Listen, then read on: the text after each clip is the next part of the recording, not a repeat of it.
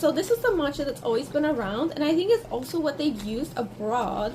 And it says Starbucks via Ready Brew, which is also what other instant coffee packets say. For these in particular, I don't love Starbucks matcha. So this one, I was curious, and I'm curious to try them out and compare them, because this one says that it was manufactured in Japan in Uji.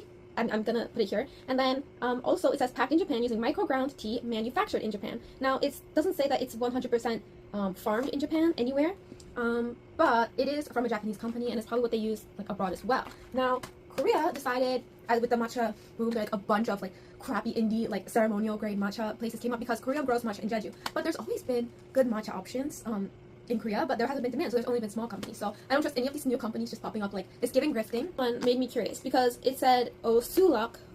So something I noticed about this one as well is it says matcha, which is a Korean way of saying it. This one says matcha, and it's very more international looking. And then they get a downgrade on the packaging, because honestly, when I look at this, I don't think matcha. I just think it looks like something I would have made when I was starting out with Figma. This one is all in Korean, and so I did double check my translations with #KoreanBoyfriendTM, and this one is manufactured from Osulak Farm Co. Limited, which is interesting because Osulak has always been the leading like green tea and matcha manufacturer. So after I compare these two, I would very much like to compare this and this, which is why this will be a multi-part series. Very interesting because it is, you know, processed and everything in Korea now. And it just says Starbucks via matcha. So actually not even matcha, the green tea powder, but that's fine because like you don't have to only have ceremonial grade matcha. Side note, I've been seeing people use ceremonial grade matcha, or like it suggests use it for making cookies and stuff, and I'm like, no way, just use green tea powder. Like a good green tea powder is better than a bad matcha powder, but also it's better than wasting ceremonial grade when you can't taste the difference. Like, also ceremonial grade is really strong, so yeah, I don't recommend. I 10 out of 10 don't recommend doing that. 100% don't recommend.